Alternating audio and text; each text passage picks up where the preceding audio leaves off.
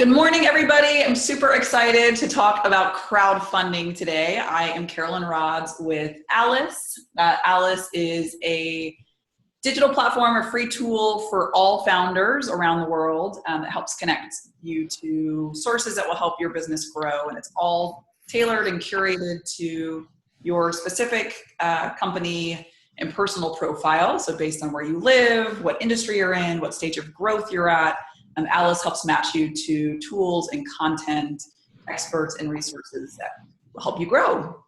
We're here today with several experts on crowdfunding that I'm very excited to introduce you to. We do have a couple of people having technical difficulties this morning, so give us a moment as they jump on. But in the meantime, Karen and Alex, why don't you all kick off with introductions? Sure. So, hey, everybody. I'm Karen Kahn. I'm the founder and CEO of iFundWomen. iFundWomen is a fundraising ecosystem for women-led startups and small businesses. And our mission is simply to increase access to capital for female entrepreneurs, empowering us to start and grow better businesses. And we do this through a flexible crowdfunding platform with a pay-it-forward model, expert startup and crowdfunding coaching baked into the platform so everybody gets it. Professional video production and creative services to help businesses launch with their branding A-game on point, and a private community for our entrepreneurs to collaborate with each other. So thanks for having me here. I'm so excited to be a part of the discussion. Yeah, thanks for joining us. Alex.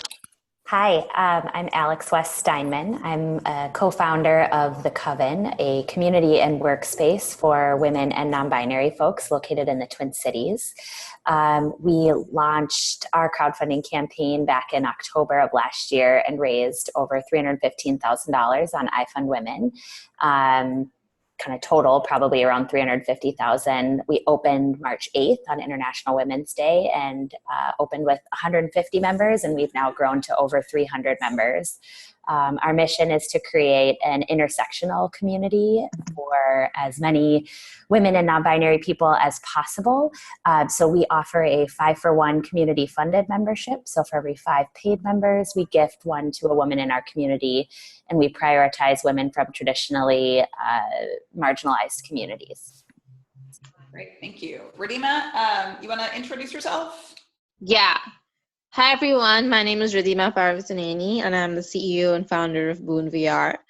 At Boon, our mission is to really use virtual reality, which is an emerging technology, to change the way our doctors train, to provide them with on-demand immersive training, so they don't have to fly and travel so often. That eats away their time from the patients. To be able to learn new medical procedures, they can do it from the convenience of their own sites, but feel like they've been transported to other hospitals. And this way, not only do they learn faster and better, but great medical devices that can save tons of lives across the globe can get adopted more faster and more conveniently for the benefit of the entire world.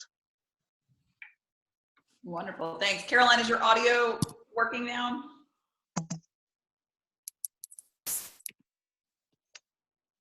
No, not yet. We'll sort it out in a moment.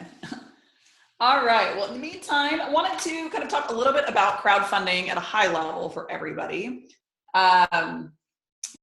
Essentially, for those of you not familiar, there are, oh, is it working, Caroline? Is it working for you? Yes, you're on. Yay!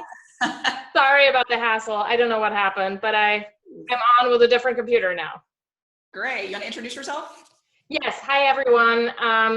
Thank you for inviting me, and thanks everyone for joining. I'm Caroline Hoffman. I'm the COO for Republic. Republic is a startup investing platform. Our mission is to democratize startup investing, but also fundraising, to bring it to more investors. So any one of you can become an angel investor, but also to democratize fundraising and bring it to everyone. Wonderful, thank you. All right, in the nick of time, I'm glad we got all our tech issues sorted out this morning. I love that we're all in technology and stuff, so there are lots of different types of crowdfunding, and I was looking at the numbers, and it looks like it ranges depending on the source, anywhere from $16 billion to $34 billion worldwide in raised capital across different types of crowdfunding, whether that's peer-to-peer lending, reward-based, equity crowdfunding. So I'm really excited to talk to you all about different opportunities available for small business owners and the benefits and considerations for each of those. So with so much going on, I guess, can each of you, Karen and Caroline specifically, talk to exactly how your platform works and what makes it unique from all of the options out there? Sure, Caroline, why don't you go first since you... Sure. I can get started. So what makes Republic and us unique? I think the first one is maybe to position it a little bit on like where it stands in the crowdfunding landscape, right? So we typically think about, or most people when they think crowdfunding, they think about Indiegogo, Kickstarter. You back a project or you back a startup, but what you get in return is typically some sort of discount or access to a prototype of something that the company will be making. And then you have donation-based crowdfunding like GoFundMe, etc. That is another variation. Republic is different in the way that people who support a startup on Republic have skin in the game. So they're in it for the long haul because they do have ownership in the startup that they have invested in, and they are essentially a small angel investor, which I think is different from the more transactional nature of being a one-off crowdfunding backer in the more traditional sense. So I think that's overall what sets us apart. I can talk later maybe about the process of how founders onboard on Republic and all of how all of that works. Great. Karen, what about Yeah, so iFundWomen is what's considered a rewards-based crowdfunding platform. And for those of you who aren't into jargon, this is what this means. For an early stage entrepreneur, it is a place for you to assess demand for your product or service before you invest in supply. So we really are the first place from a crowdfunding perspective. Rewards-based crowdfunding, which means you're basically selling products or services in exchange for cash. You're not giving up equity in your company. It is cash that goes right into your bank account. And I'll talk about the need states that are right for crowdfunding, rewards-based crowdfunding. But what we love about it is, I'm a second-time entrepreneur, and I wish I had crowdfunded for cash as my first stop on my funding journey. It was my last stop because what it does, it's a force function to figure out whether there is demand for your product or service before you invest years in your life or go out and raise an equity round, which gives people skin in the game that it's a whole different mindset. This is really a place for three different types of entrepreneurs. The first one is people that need to raise money for their pilot, prototype, proof of concept. You've got something in the hopper. It's in, maybe you've started it, maybe you need cash to do it. You need to crowdfund for cash. There's no other way to get money unless you're going to max out your credit cards, which is a terrible idea. The second need state is you've got your product or service ready to go, and you are using crowdfunding for marketing and sales to get your first customers. And that's what Alex did. And she'll talk way more about that. And you'll believe her when she tells you, because she actually did it to the tune of $350,000 in cash. So that's need state number 2. And the need state number 3 is if you need to fund a pivot. So we've all been there. You're trying something, you're doing it for a couple years, it's not working, you got to pivot. Again, don't go into debt funding your startup or your pivot. Crowdfund for cash and prove that there's demand for what you're doing before you then go on to the next part of your funding journey. Great, thank you. Well, that's the perfect segue. Alex, can you talk to us a little bit about where you were when you first decided to crowdfund and what that process looked like and how you kind of came to the decision that iFundWomen was right for you? Yeah, so a couple of us, so there's 4 co-founders of the Coven. 2 of us had done crowdfunding campaigns in the past. We were all in advertising and had done varying crowdfunding things. So we knew how to tell a good story. We did a ton of research early on, interviewing hundreds of women, kind of better understanding what they would need out of the product we were about to deliver.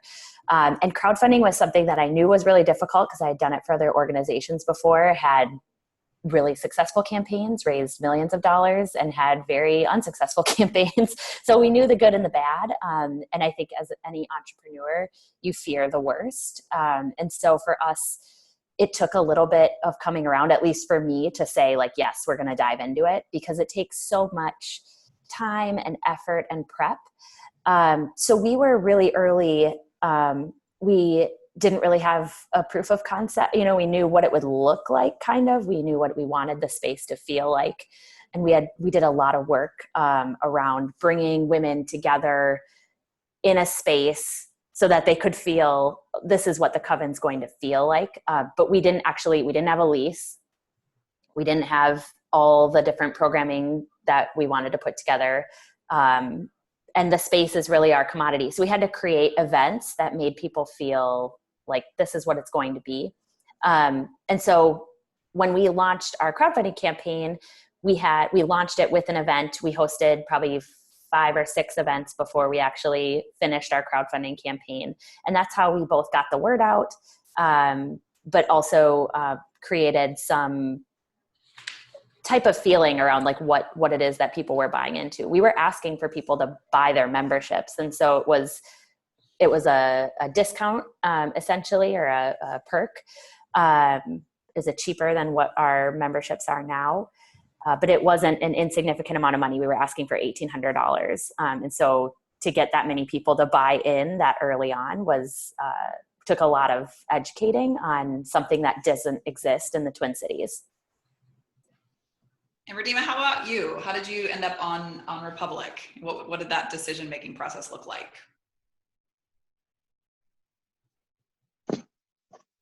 Hello, can you hear me? Yes.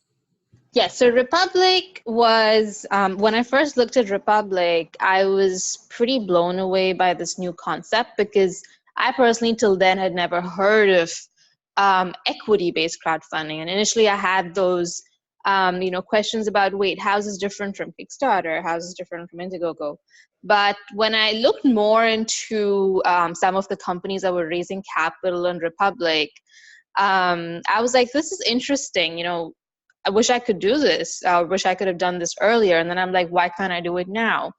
And so I got started with talking with Chuck from Republic. And the more I spoke to him, we did have I did speak to him for about 2 to 3 months till I completely understood the concept, and I felt that this was the right way forward for us, because frankly speaking, we did face resistance from our lawyer, because our lawyer said, this is new.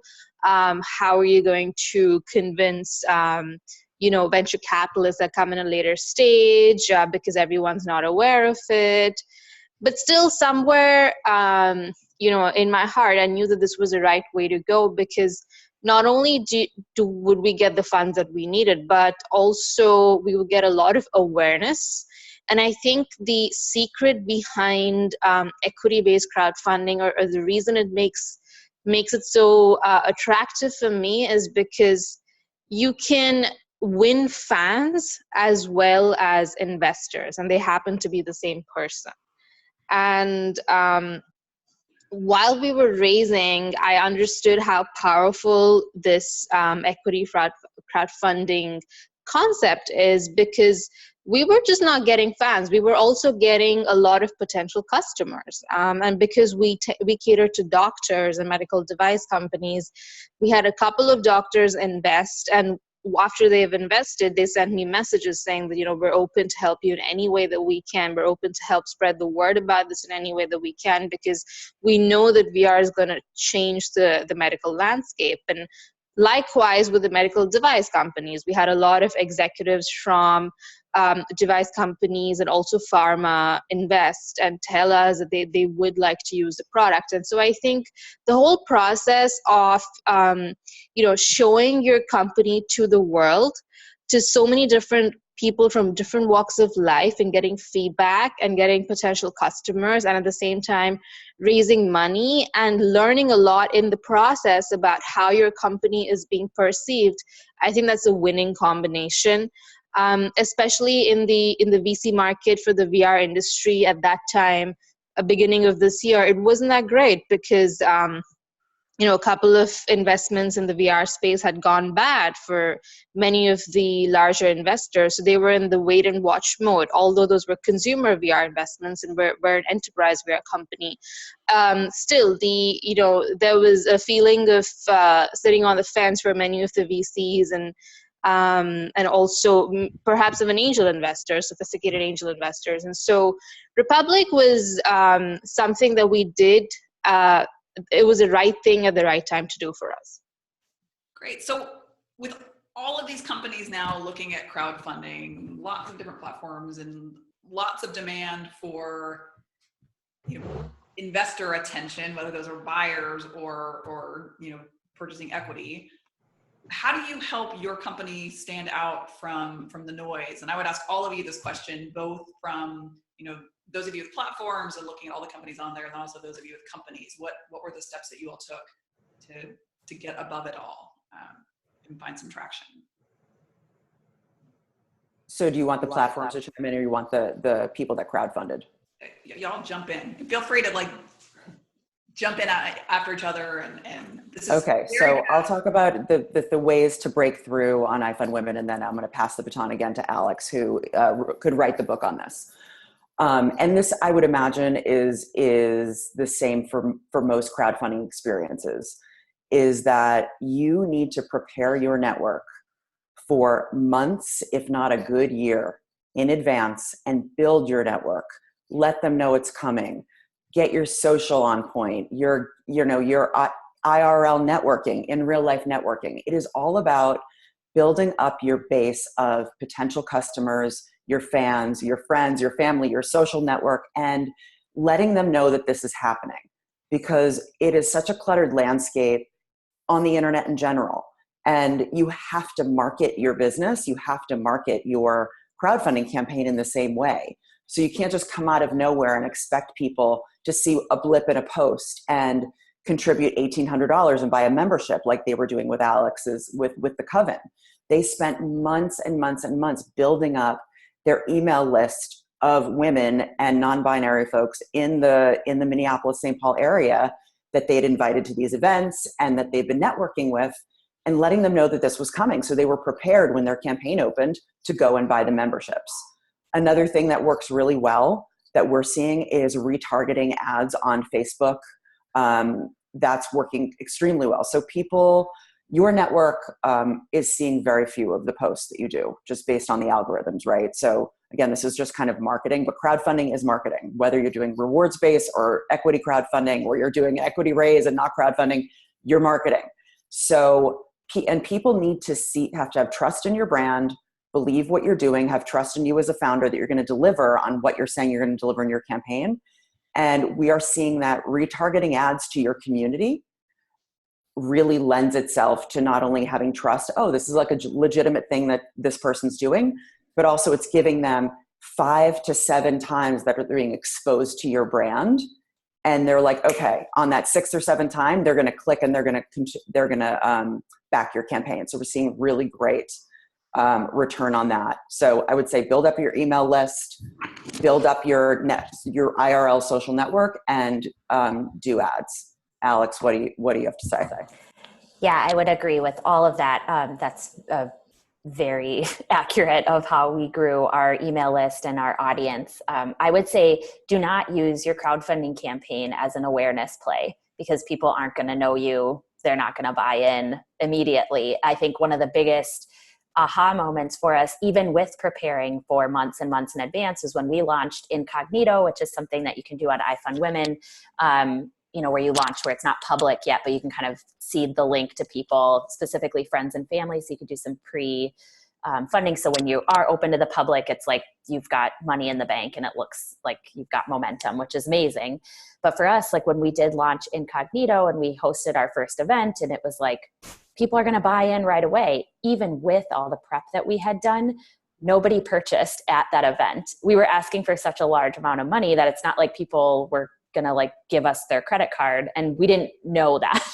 So we were like unpleasantly surprised. We had some very sad margaritas afterwards, and realized that we had a lot of work to do still, even though we had done all the prep work in advance. And so that 5 to 7 touches was so true. I think it was after that event and after sad margaritas was that like, we need to host more of these. We need to get in front of the same people over and over and over again. And these were people who like believed in us. The second thing that we learned really early on was that the best piece of advice I've ever gotten from someone was stop calling this a business idea and just start calling it a business, because people want to know that you're legitimate, that it's going to happen, especially when you're asking for such a large sum of money. Even if you're not asking for a large sum of money, it's hard for people to give, $50 to something they don't know is going to exist. So you want people who are going to invest in you and then share. And so I would say the third thing to do would be to make a very specific ask of people. So it's not just back, but it's share, it's tell our story, it's share our video, it's talk about us on social media, and it's constantly promoting. I think one thing that women have a problem with sometimes is sharing the work that they're doing. And so they don't want to feel like, salespeople all the time. But that's really what crowdfunding is sales. And so you have to continue to hit up people on their get in their DMs, get in their Facebook messages, text people, hit them multiple times, set a schedule for yourself, put it in your calendar. Those are the things that got us going. And I'm so lucky to have 3 other co-founders so that we were all working our network. And so we got in this cadence where it was like, okay, you email them and then I'll email them and then that person's going to email them. And so it's just like over and over and over again. And I think that repetitive nature, once you kind of get over the hump of like, oh, I hate talking about myself, you'll start to see traction, and that will kind of momentum begets momentum. So you have to keep moving, even when you have a slow week. Yeah, that's great advice. Ridhima, anything to add to that? Yes, my video is working now, so it's good. Great, we can see you. Hi. Hello. So I would agree with everything that was just said. I think the biggest thing that we did, which we felt was working for us, was making that email list, right? And this email list, I built it according to the proximity of the people to me. So I first started with friends and family, because these are the people that don't mind seeing a $0 raise from 0 people, right? So they don't mind that to see that you haven't raised anything yet on your first day. So they would put in, regardless of the momentum generated so far. So we first targeted friends and family really well. We had a really nice, basically it was content writing, right? So we had a really nice email template with a header image, and then a very intuitive email template, which makes it easy for them to understand what you're doing, why you're doing what you're doing, and a link to the campaign itself. That was very successful for us, because it was also shared by our friends and family to their friends and family, etc. And that generated a lot of momentum. And what we did was also set a deadline. Like the Republic campaign had a deadline where it was closing, but we set a deadline for our friends and family. We told them we need to generate a certain level of momentum, in the early stages of the campaign. So we're setting a deadline for friends and family for this date, and everyone had to put in their investments by then. And reminders are very helpful. I would stress on this again, even if they're your closest friends, they're busy people. And so if you don't have a reminder system, maybe like a week, you can give a gap of a week or 10 days and then remind them. If you don't have that, you're going to lose a lot of, interested people who wanted to really invest but couldn't find the time. So reminders are really, really necessary. We found that, excepting for 2 people, even for the rest of my friends and family phase, we had to send out reminders to get the investments chipped in. So I would say that utilize the power of your friends and family. And then, of course, Facebook is very powerful. Not only for, rewards-based crowdfunding, because everyone would think that, you know, maybe would a stranger invest his money or her money? Would a stranger use a credit card on an ad they see on Facebook, right? But the way you do Facebook is also very important, right? Again, it's all about sales. And what we found, luckily Republic had a great partnership with Sony TV's Meet the Drapers show. So that gave us amazing content, because I was on a TV show with three seasoned venture capitalists, and they had great things to say about the company. And, you know, people look up to them for their judgment on how companies, whether one should invest in a company or not. So that piece of content where I was on the TV show presenting and got great feedback and got a great vote, I think that, like, that segment of the TV show, we put it up on Facebook, and that really it got great number of views, great number of conversions, and even investments in Republic. Because if you just put an ad, it's just another ad, like Blue Apron or, you know, something like that. But if you put something about the story of the founder, or the founder herself, the face of the founder, who is it behind this campaign, what is the human element of this entire campaign, I think that's really powerful. So in our ad, we didn't really put an ad per se, but we put something about me. We put that video segment, we put that TV segment, we put an article about me, we put an article about what doctors thought about VR. So how you design the Facebook campaign is also very important. It's more than just having a Facebook ad campaign. And finally, the third element was the Republic itself. Again, you know, the strength of the network is really important. Republic has a huge investor base of both accredited and non-accredited investors. And when they opened up our campaign, which was already successful because of the friends and family buzzing in, but when they opened up to the Republic network, a lot of people just pounced in and invested. So I know a lot of companies now are hiring agencies or consultants to help walk them through the crowdfunding process. Where do the four of you stand on that? Did any of Alex or Ridhima, did either of you do that? And then what are your thoughts in general on that? Well, I used to work for an agency that did that was hired. So that was, I used to run that program, and that was a huge piece of education for me, and I think part of the reason why we were successful. We actually had the luck of, and maybe Karen, I probably shouldn't share this, but you like picked up the phone when I called. You can share it. We coach people. We actually have humans that call you and help.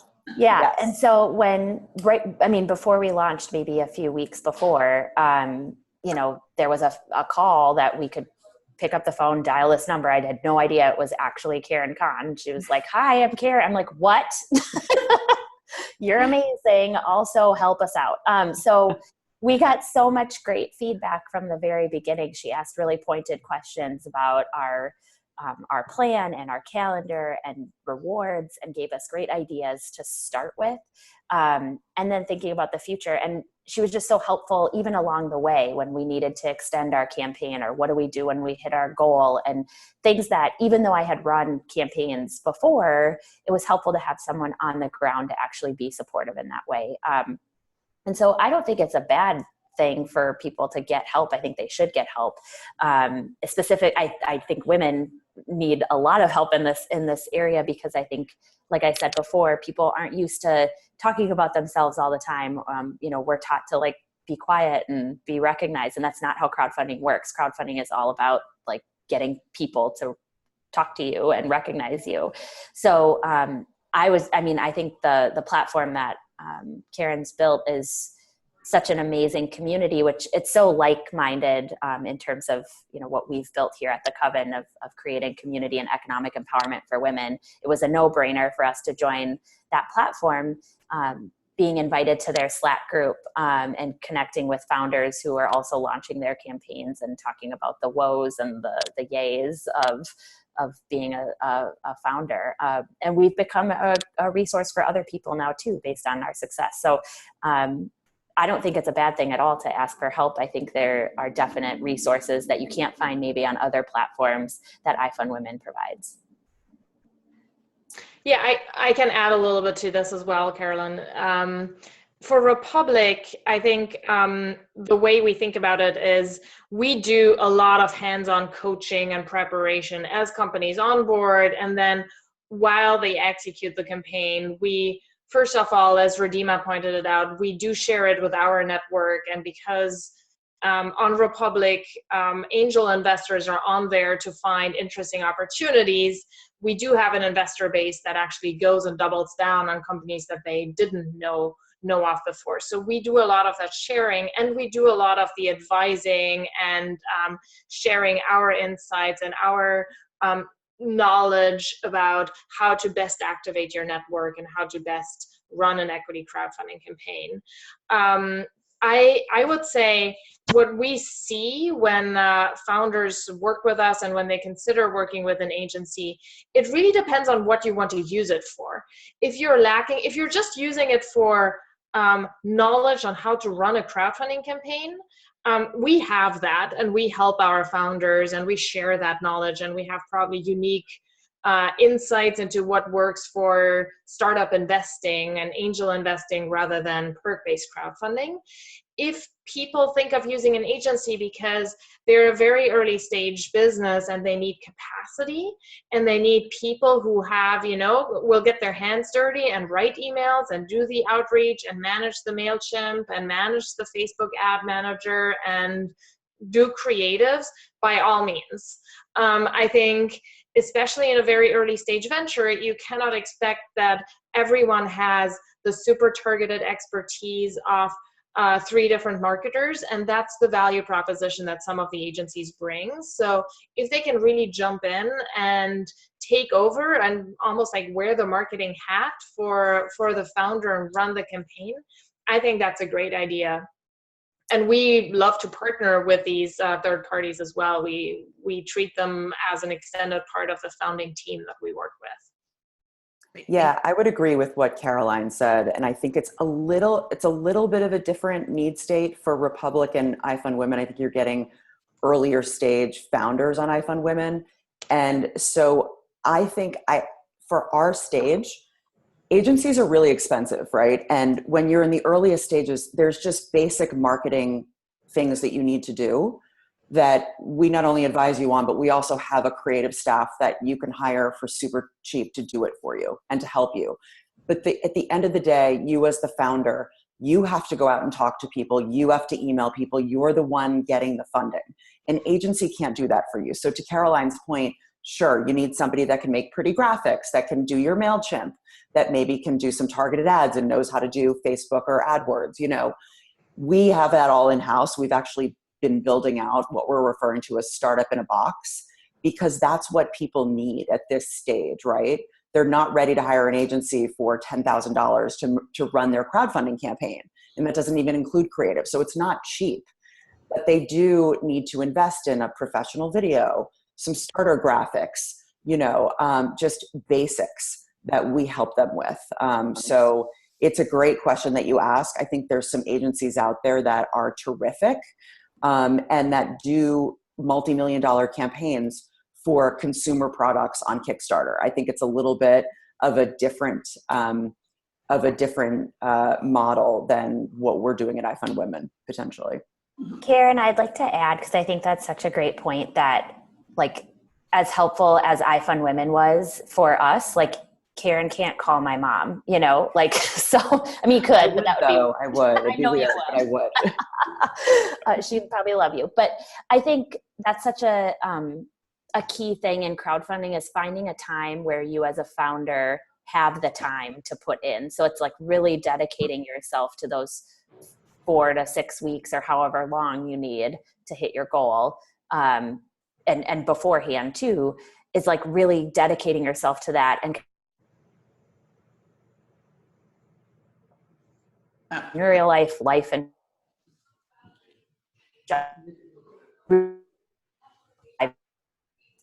spend that time. Great. I just wanted to send a note to everybody. I see a couple of questions popping up in the chat. We are taking questions in about 5 minutes. So if you have any questions for any of our panelists, you can just drop them into the Q&A. You'll see a button at the bottom of your screen. You can just drop questions in there. We'll be taking those in a moment. So can you all talk a little bit through the process from start to finish? Just what should a founder expect once they decide and make the decision that crowdfunding is right for them, all the way from, all right, I'm about to launch on the platform to getting that money in the bank and beyond? Sure, Caroline, do you want to go first?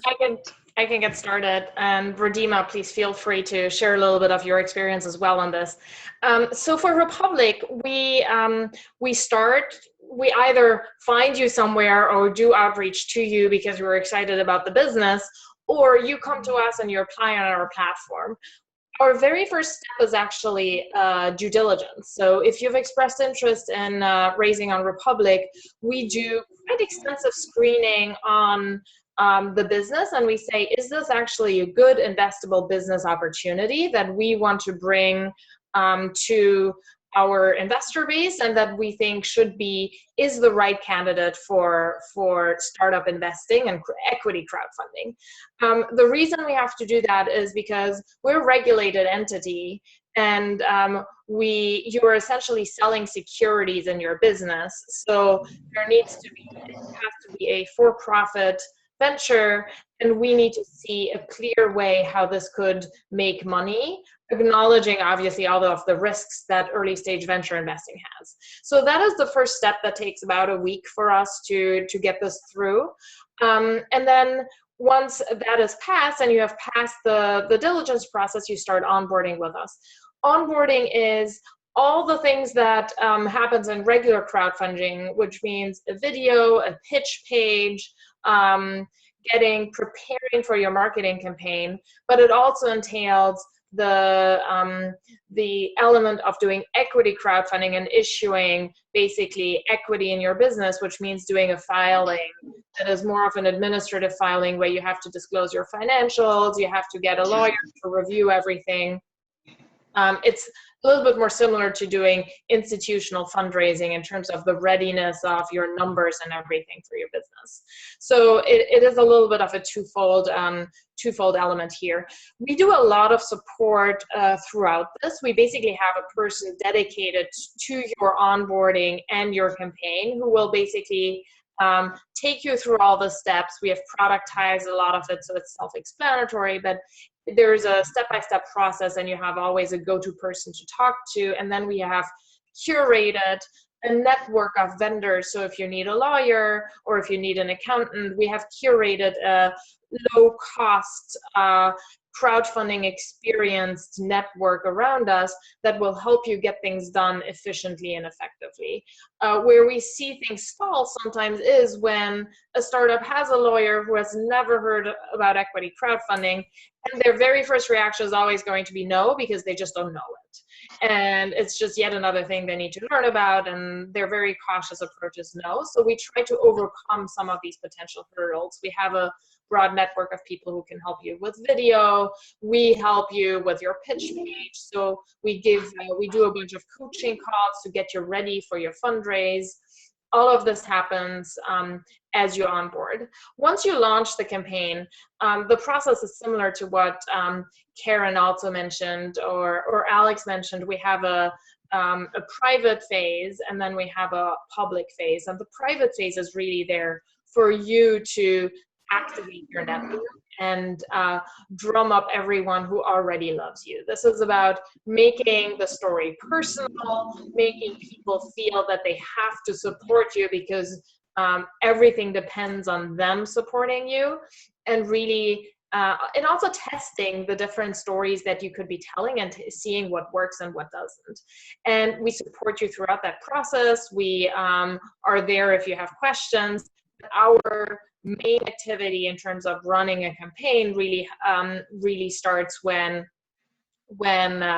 you're ready to go into public mode, which is when we also send out a launch email to our user base. As Ridhima said, we have tens of thousands of investors on our platform, and we have a lot of them who are very loyal and repeat investors.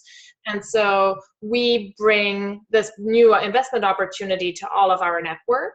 We then also include everything about this company, whatever they want to share in our newsletter. We do digital demo hours where we basically create an opportunity for startups to pitch to their network and ours. We write a blog post where we do a little bit more personal deep dive on the founder. So we do a lot of things on our side to basically bring it to our network, but also allow the founder to create content to bring to their network. As Ridhima mentioned, we are partnered with Sony and the Draper family for a TV show, and we're currently running, gearing up for season 2. And that's also, it's not only an opportunity to be on TV, but it's also for everyone who missed it, an opportunity to generate amazing video content of you sitting in front of 3 generations of the Draper family and pitching them your business idea and seeing how they react. So that's a lot of the partnerships and really bringing you into the startup ecosystem that we try to create as people run their campaigns.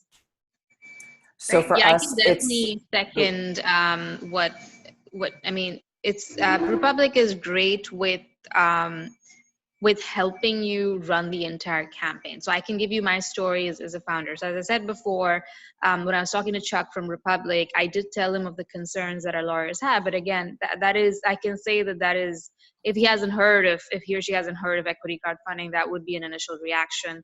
But we were not so early a stage as a company. So we had a lawyer by then, and we had an accountant. So we were pretty established on that front, and so we had to kind of convince these individuals, but you may or may not have to face the same issue.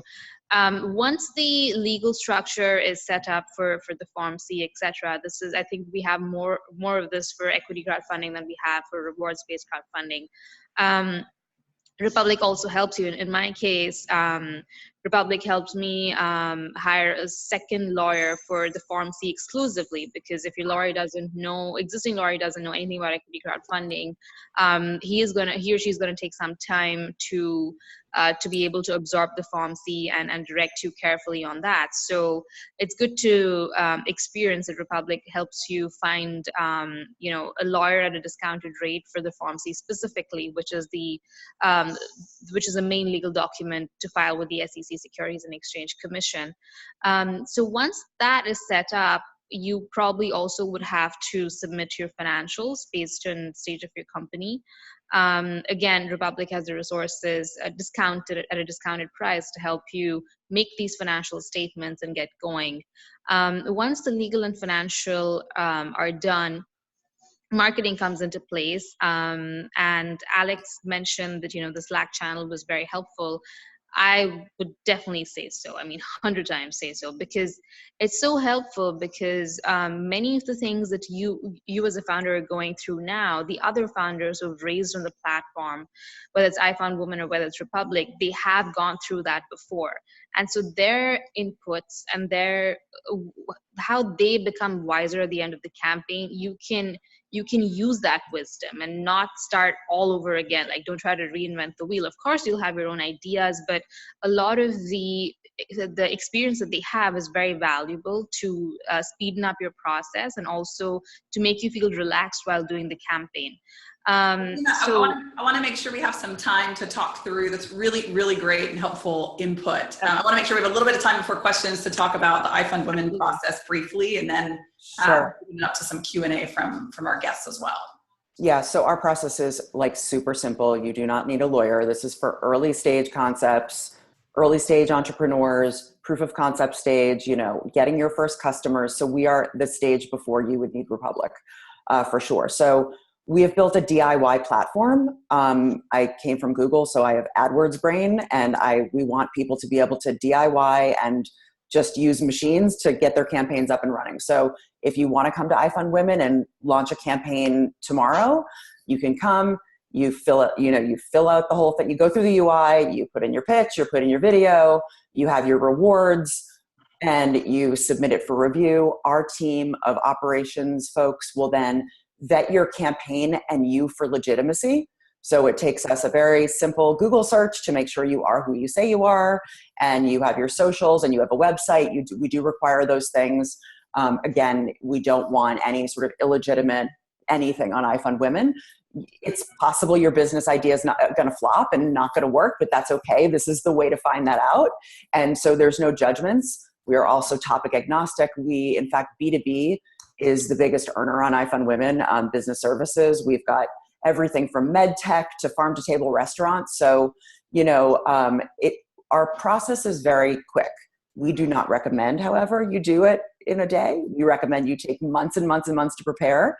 We've got coaching programs, both free and paid. We have private accelerators that are 15 weeks long that you can go along the crowdfunding journey with a coach guiding you along. So long story short, you can get a campaign up and running within 24 hours as long as you are a legitimate entrepreneur or nonprofit that we verify, but we don't recommend doing that. Make sense? Great, thank you. Perfect. All right, so let's open it up to questions. It looks like we have a couple around types of companies that work really well for crowdfunding. So one around high-end women's wear brands with ethical and sustainable mission. What's the success rate for fashion brands? And then similarly on a women clothing boutique. So any thoughts on fashion?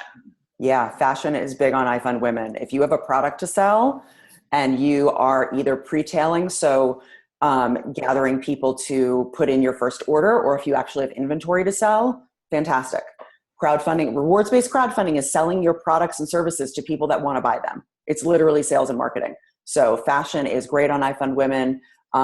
Super high-end fashion, just like in real life, on the internet and on crowdfunding, it's a very specific audience, and you need to do the diligence to find these people, to find the people that are going to spend, $200, $300, $400 on a garment. Those people are, fashion unicorns. So you better be in New York and LA or Atlanta or Chicago and know the rich people.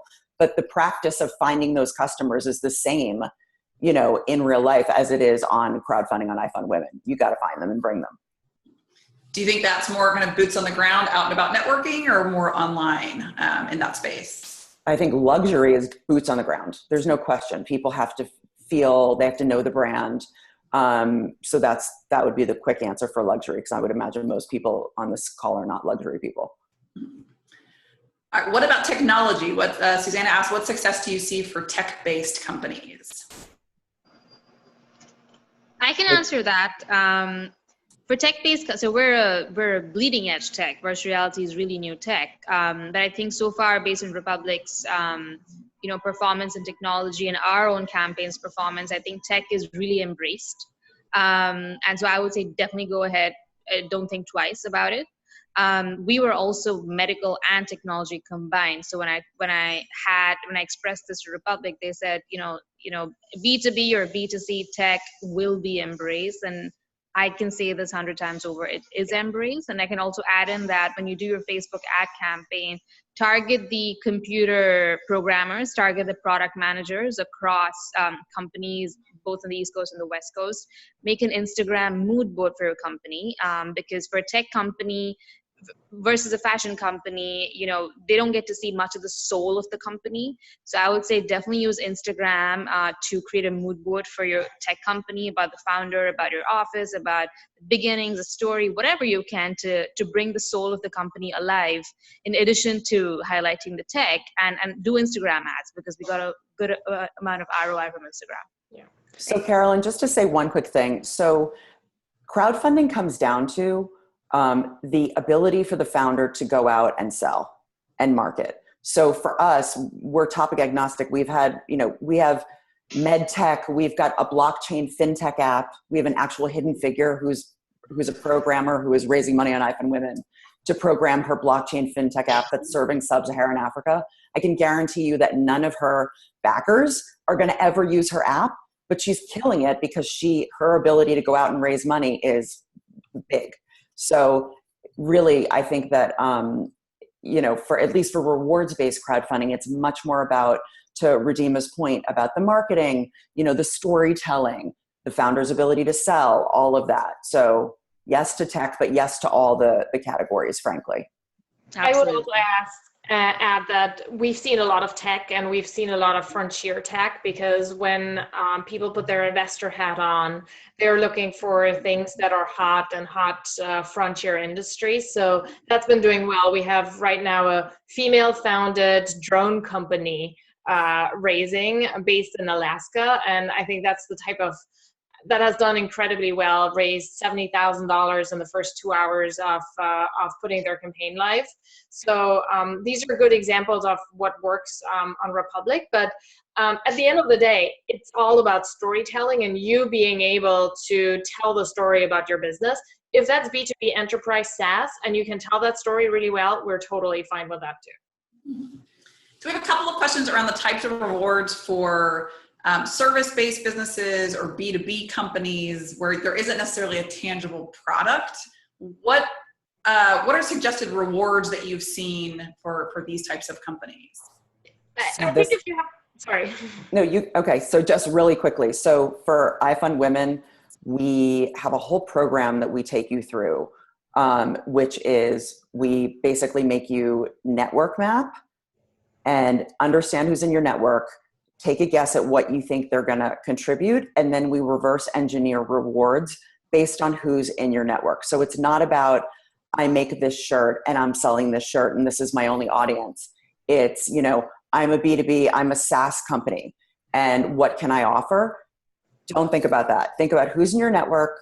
Are they men? Are they women? Are they golfers? Are they interested in a certain thing? Let's create rewards that the people in your network want to buy. And that's going to, and it'll all kind of go with your brand. And there's a series of coaching sessions we do to match your network and their ability to give, and then what rewards are going to offer. And then the other thing I will say very quickly is monetize your side hustle.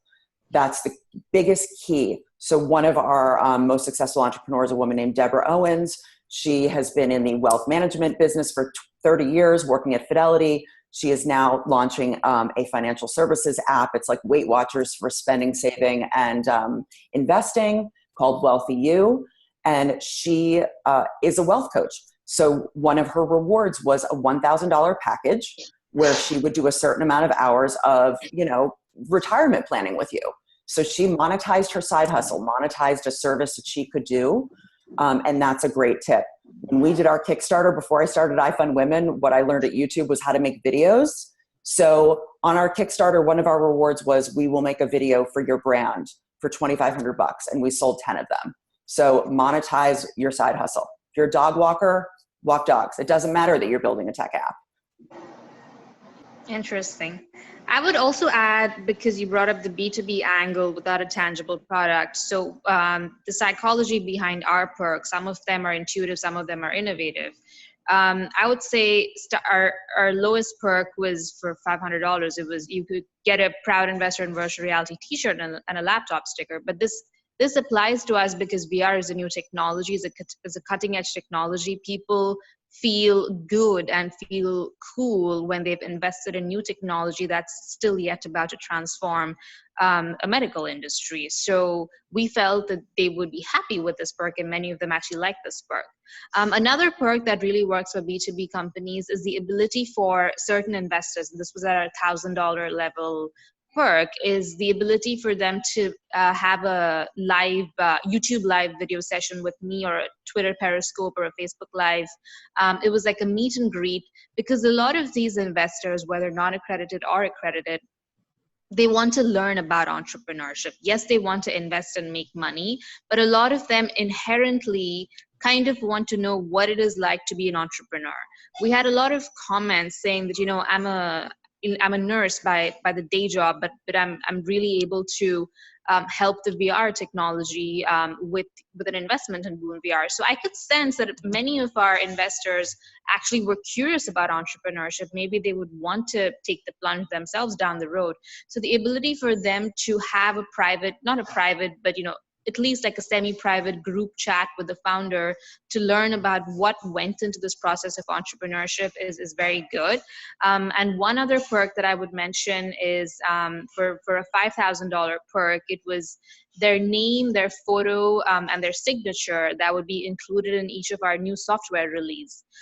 So when we send out the new software release announcement to all our customers, the investors, whoever invested $5,000 in a Republic campaign, their name would be, and their photo would be there on the email. And a lot of people really like this because we're directly attributing their investment to that particular software release. And finally, this is a no-brainer, but the ability to touch and feel if possible. Even though we're a VR software company, it still requires a virtual reality headset to experience it. So we FedExed out, these headsets preloaded with our software for people who invested more than $10,000 so that they can touch and feel and experience this phenomenon called virtual reality for themselves. Great, thank you. We have just a couple minutes left. I want to say thank you to all of our panelists and guests. We do have some questions left. So we are bundling up some resources around crowdfunding into a collection on Alice, which we'll share with everybody who signed up for today's webinar, and also if you want to share it with others. We'll be recording this. We have been recording this, so we'll be sharing this if you want to spread it to others on your team or people that you know that are interested in crowdfunding. And then just with our last couple minutes, in the spirit of the give and get of crowdfunding, I'll ask all of our panelists for one thing that would be helpful for you, for our audience to hear. Alex, let's start with you. I think so. There was a couple questions around PR I was seeing, and as a PR professional, I think I could just say that public relations is relationships, and so similar to how we've been talking about, getting to know people really early on, it's like starting to meet with reporters and telling them about your business really early on is really important. Cold emails, we've sent many. I'm sure we sent one to Karen and we were lucky enough for her to pick up. I think, we sent notes to, local influencers here in the Twin Cities, and just were hoping that somebody was going to, respond. And we got probably like 90% of people responded, and it's all in how you lead into things. The news isn't that you are launching a crowdfunding page. The news is that you're launching an idea that doesn't exist in a business. So sell yourself as this amazing founder that you are. Great. What's one thing we can do for your company to help you?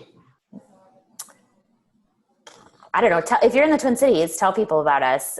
We are in the process of expanding. So we're moving to St. Paul soon. We're going to be in other cities around the country. We are currently actually looking for investment and funding beyond what crowdfunding provided. So thank you, Karen, for getting us kicked off and in the right direction. Thanks. Ridhima, what's one thing we can do to help your company out? I would say the next time you visit a hospital, ask the doctor if he's training in virtual reality or not.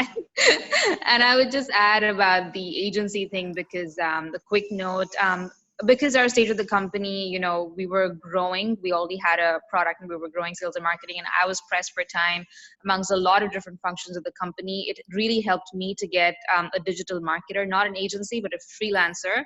That adds a lot. They're much more affordable than an agency, and they can really work closely with you to make it a firecracking campaign. Thank you.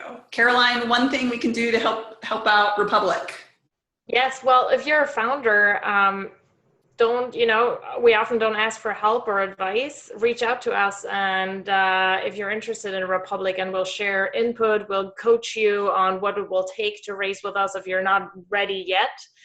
And I personally really feel strongly about having more women also invest, and I assume that a lot of women here are seeing us. It's only $50 or $100, but I think it's important. We have a platform where 50% of our founders have been women so far, but only 25% or so of our investors are female. And I care a lot personally about financial equality and the financial independence of women. And we just need more women investors as well. If you're not fundraising on Republic, then invest here and there. Great, thanks. And Karen, last but not least, what can we do to help you out? Yeah, so just spread the word about iFundWomen. Caroline, I echo, everything you just said in terms of the funding gap is massive for women, right? And we are all here to contribute to closing the gap. And we're all in this together. We have to support founders on all the platforms. Caroline, I have contributed to Republic campaigns.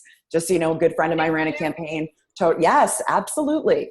I contribute to people's Kickstarters. Like, you know, we have to support each other regardless of platform. We've got to support, you know, our founders. We've got to put our money where our mouth is. And for those of you who are watching, who are founders who are strapped for cash, even $25 and a share is so meaningful for people raising money. You'll see when you raise money that even your $25 people are going to be as meaningful as your $250 people. They really will be, because, you know, it takes a lot for people to put down their credit card and, you know, buy the reward, invest in your business, or, you know, just take the time to support you. So pay it forward, and we can all do it together. Kumbaya, everybody. So much. This was really, really insightful. I feel like we could talk for another hour. I have so many more questions for you, so we'll have to plan a follow-up at some point. Thanks to our panelists and our participants today, and we'll be sending out the recording and some additional resources for you all shortly. Thanks, everybody. Have a great day. Thank you so much, everybody. Bye. Bye.